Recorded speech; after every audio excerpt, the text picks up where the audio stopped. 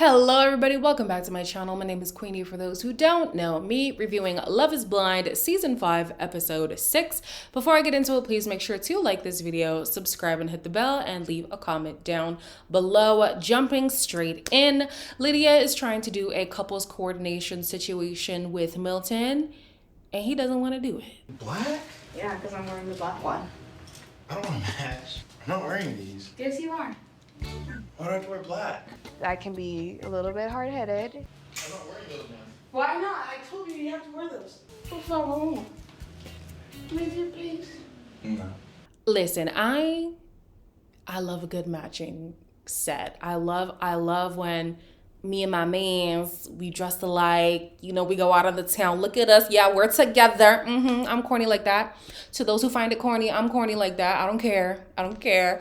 But would I fight my man over it? No. She also must have put on a baby voice, which is so repulsing, to convince him to do certain stuff. I'm like, this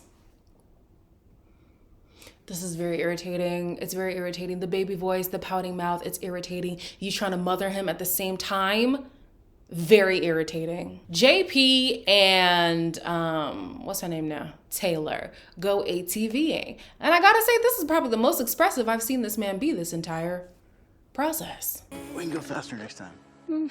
I kind of liked that speed. Is there anything that's been on your mind? You need to show your freckles more. You're such a nut. I like them. I guess I just felt more comfortable in the pods. Now you're talking to a face. Yeah. A human. Pretty face. Cheers. Now you're just gonna leave. I do have to give JP his props. I'm only gonna call him Captain America when he's wearing, and you know what's so funny?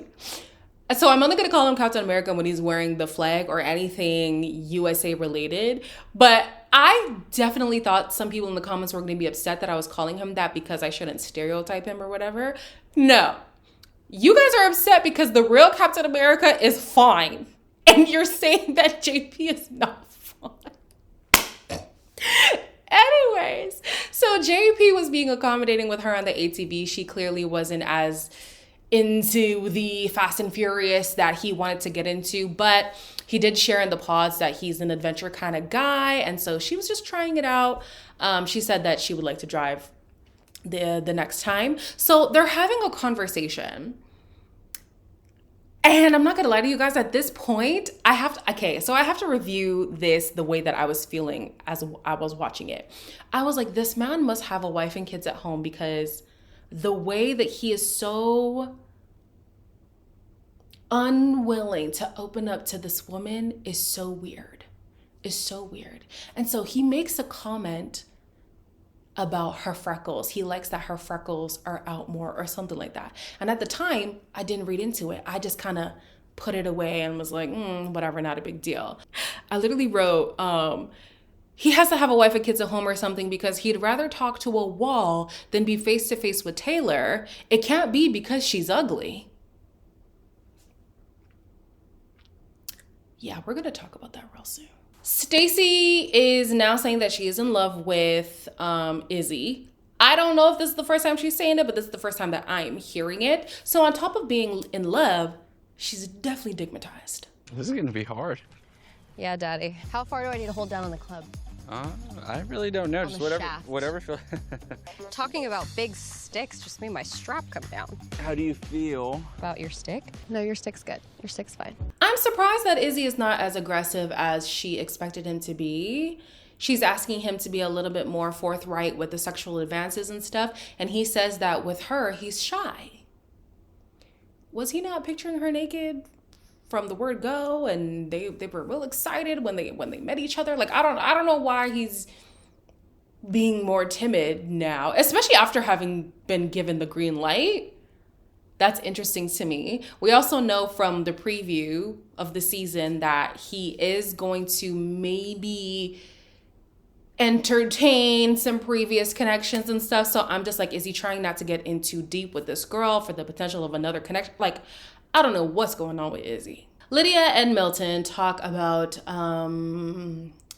education. It was very boring. I know I asked them to talk about more than just the physical, but not this.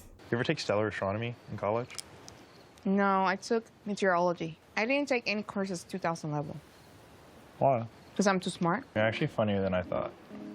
Really? I'm hilarious, okay? I wouldn't say that. You cannot boss me around. It You're does not work like that. You're the only one that can be bossy. No, you're bossy. Okay, a little bit. I love that she spoke about what she had studied in school and stuff, because there's definitely an edit of the show that's trying to make it seem like she's not as smart as she actually is. She's a very intelligent woman. She says things differently. She's from a different culture. She's not dense, you know? She is, however, bossy. She is bossy. Milton called her out on being bossy. She thinks it's endearing. He thinks it's endearing for now, but it's eventually going to get on his nerves if we're being honest. So I wonder how they're going to work that one out. According to Captain America, he feels like he had a great day with her. Taylor disagrees. I just don't think we're where we should be. Because you harped on the awkward part and you didn't get past it. I don't think you've gotten past it. I've been trying every fucking day. If you would have presented yourself like this without any makeup, it would have been better. You putting on a face, like you're literally putting on a totally different face. Caked up face, fake eyelashes. I had makeup all over my jacket. I'd have to agree with Captain America when he says that harping on the awkwardness doesn't actually dissolve the awkwardness. So he's like, you are the one who is stuck on that. You can't let it go. I've let it go. Then this man keeps on talking, and I knew there was I'm getting hot. I knew there was a reason why I did not want this man to actually talk, okay? He's gonna go and say, the reason why things have been awkward and he hasn't been able to communicate with her is because she wore makeup at their reveal, and he just feels like that makes her fake. And now is when I was thinking about the freckles comment. I'm like, oh, okay. So he's warming up to her because now she's more natural, I guess you could say. But the way that this man really was harping on the fact that makeup makes you fake was so weird to me.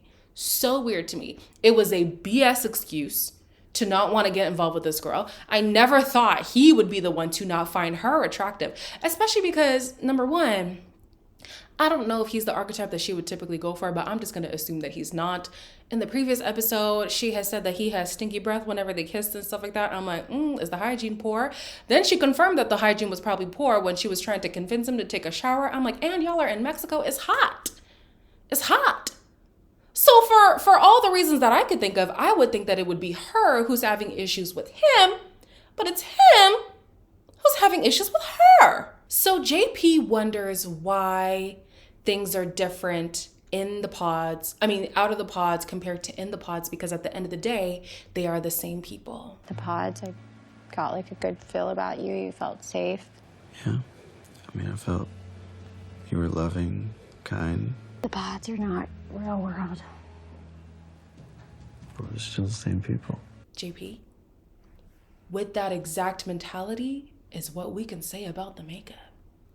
With or without it, she's still Taylor. So you see how this whole argument don't make no damn sense, Captain America? It doesn't make sense. The fact that he thinks that a woman wearing makeup like directly correlates to her being a fake person is crazy to me. I completely understand a preference. I know there's some men who like a more natural beauty. There's some men who don't care if their woman wears makeup. But to believe that the makeup therefore correlates to you not being a real person is asinine. Also, before I finish on them, this is all the more reason why this man needs to speak up, okay? You could have told her how you felt about makeup in the pods. And I'm not saying she should change to appease him, but maybe if she knew like, maybe don't come out with the full glam, come out with a soft glam first just to warm him up, because one thing I'm gonna do is wear this makeup. Like maybe she would have had the opportunity to do that, but he didn't mention anything about his makeup preferences, so whatever. Listen, I know for me, if y'all follow me on Instagram, y'all know I like a full glam. But every day y'all see me on here, bare face, like I'm the same person. But don't tell me you're not going to communicate with me clearly because of the makeup. Get the bye. It's now time for everybody to head back to Houston, and while Milton and Lydia are packing, they're still making jabs about each other regarding their age. You're so old. You're old. No, you're not old. You're a baby. You're a kid. I'm Why telling you you. keep finding freaking towels on the freaking floor? This is all wet. Ugh. Ugh. I just need some time away from you. Oh yeah, me too. Am I the only one who's reminded of Cole and Zenab when I hear these two bicker about certain stuff?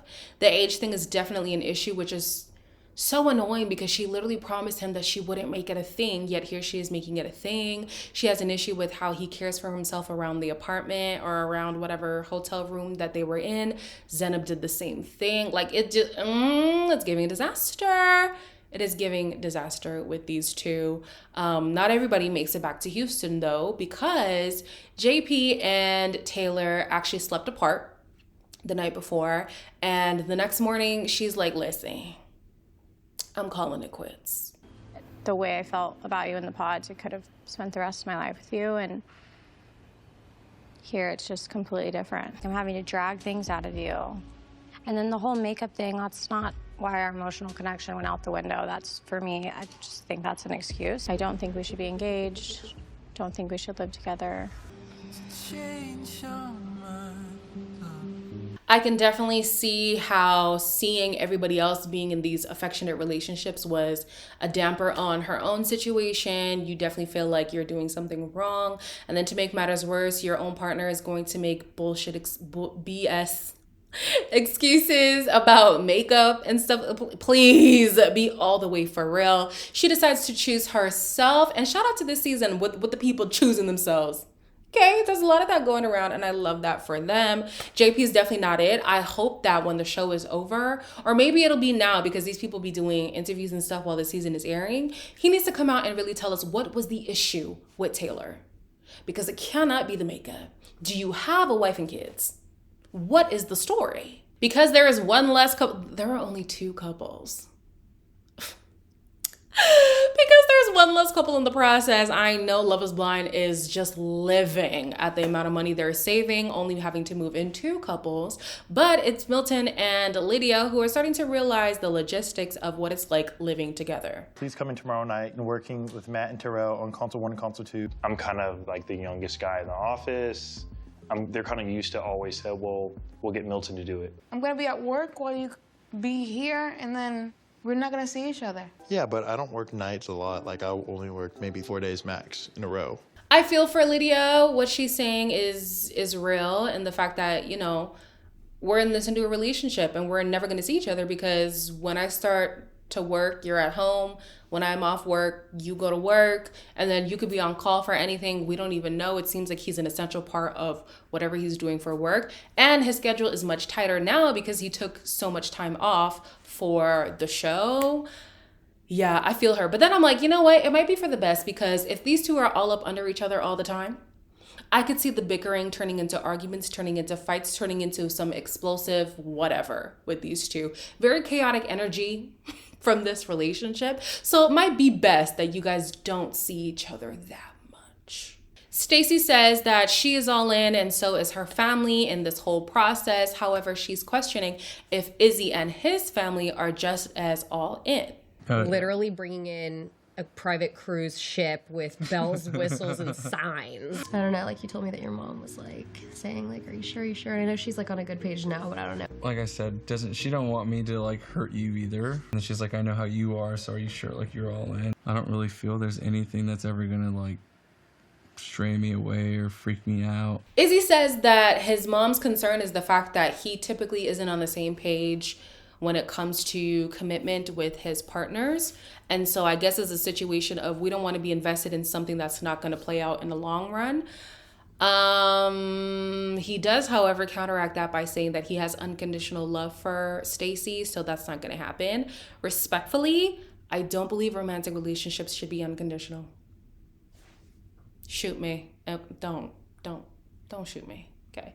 But yeah, when it comes to romantic relationships, I'm sorry, there's a lot of conditions for me. There is, because in the same way that marriage is a contract, there are some rules that we have to stick by in order to keep this relationship going.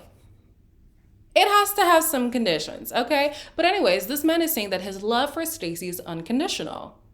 Remember that you said that, Izzy. You better act accordingly. Milton takes Lydia to his apartment, and you know, she has a lot of criticism, and I cannot blame her. Some things were valid. He had these cow mats that were not really that flattering. She was kind of annoyed at the fact that he didn't have a lot going on in his apartment, but if you ask me, it just makes the moving process even easier. Okay, he doesn't have much to bring. When the friend came by, this felt like a sitcom to me. Y'all are cute. Trying to get Liddy? Oh yeah, let's do it. What? Liddy. So what do you do for work? I do data analysis. So you're a nerd too. Oh my God, you have Playboy magazines. Those are Josh's. Those are mine. Yeah, right. And I was born yesterday. I don't know what it is about the combination of like the nerdy guy and the beautiful girl, and then the nerdy guy and his friends just like looking like fish out of water with like, I don't know. It was giving sitcom. I was just like, I thought there was a writer's strike last year while this was filming. Like how is the scripted show being aired to me right now? It's just, yeah. Also, when they had first moved into their apartment, Lydia had said she didn't like the fact that Milton was sitting on the counter because there are chairs. At first, it didn't really bother me, but once I saw Milton and his friend both sit on the counter, I was like, yeah, find a chair. Find a chair. Get your ass off the counter. So I don't know if it was just me, but I was a little bit concerned when they showed, what's her name now? Stacy driving to her home. Because you know those videos on TikTok of people who are like, I can find you based off of your environment. And sure enough, they find the person's location every time. I was just like, you guys are showing some distinct things about the area she lives in. Like, I don't know. It was a little bit concerning to me, but it is what it is. They start to talk about finances. But even before they started to talk about finances, she owns this home. She's currently renovating this home. It costs a lot of money and all that stuff. But Izzy is all excited. Ooh, I could put my TV here. My clothes could go over here. We're going to do whatever in this bedroom and whatever. Okay, cool. He's excited. Happy days. When they start to talk about finances, his tone changes a little bit. Like, if you're living here and this is our home, like, are we doing that together? Like, I like to do 50-50. Dinner's not 50-50. The man pays. Why? I've never had a guy ask me to split something. Interesting. So you want a man to pay for everything for you all the time? No! For me, money is the most uncomfortable thing to talk about, which is why I haven't brought it up until now. But, like, we need to go over everything, all the uncomfortable stuff. The savings, the checking, salary. Now, Izzy is a 50-50 kind of guy. I'm not even going to start the damn debate. If you've been watching me for long enough, you know how I feel on the 50-50, okay? But what I found funny about the 50-50 thing is she was saying, listen, I take my savings very seriously for multiple reasons. One, her grandfather's house got foreclosed and he had to really get it out the mud to bring himself back up. That work ethic transferred onto the dad, who has a good thing going, and now she has a good thing going. So for 3 generations, they've been really money savvy, and she's, you know, she values that very strongly, right? Furthermore, now that she has this property to take care of, she needs to have a big amount of money to be available on hand. She was saying an HVAC could cost up to $10,000 to $20,000 to repair. She has 2 of them. Mercy God. Y'all just got $20,000 in the bank account just chilling like that. Wow, what a life. What a life. God, hear my prayers. So he was all excited. And then now when she's asking him like, okay, is that cool with you or whatever? I don't quite remember if he was saying like he would help out with the home stuff, but I'm assuming he said yes, because that would assume the 50-50 thing. But when she was like, oh, I want to go out and like have the dinners and these luxury experiences or whatever, and I want my man to kind of take care of me in that way, he wasn't feeling it. He wasn't feeling it. And I'm thinking to myself, like, So you're going 50-50 on the house, a house that she already owns and is doing a lot of the legwork for it anyways. But dinner is where you draw the line. Like, you can't just care for the... You've already got a ready-made situation coming into. You didn't have to put no down payment for this home. You didn't have to pay for no renovation costs. You just got to pay for the upkeep if you move in here. And this will be your wife, so that makes sense. You're complaining about dinner? You want her to go 50-50? He says, I've never dated a woman who was into the luxury. So, okay, well, you met her. Clearly, she's living a good life for herself. Don't be the person who sets her back. Don't. He looks out of his depth when it comes to Stacy's life. So I don't know if that's going to be a chip on his shoulder. I don't know if this is just a conversation for the TV show's sake. Maybe he will come around. Maybe they'll find a compromise. But I was just like, yeah, this is kind of weird. You're kind of coming into a ready-made situation. The least you could do is pay for dinner. Anyways, the episode ends with Aaliyah and Uche coming at dinner time. I guess we have a lot to talk about. Never felt the connection that you and I have with any other man. My heart is still in your hands. Like, I want to be your other half. I want that with you. I do. I gotta say, Aaliyah looked so good. It was the hair, the natural curls. I loved it. What I hated was her being like, I still love you and I still... Baby girl, so why did you leave? Why did you leave? Especially if the reason for leaving wasn't that you were unsure about Uche. It was because you were pissed off at Lydia. See, Aaliyah, one thing that you do that really annoys me is you say something that makes me have to side with Uche, and I don't want to. I don't want to side with Uche. But Uche was saying, how are you going to let this girl ruin what we got going on?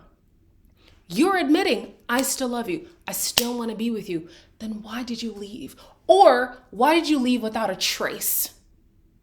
You could have written your number in the journal or something so that he'd be able to call you after, and then you could have explained in the journal why you didn't want to be in the process no more.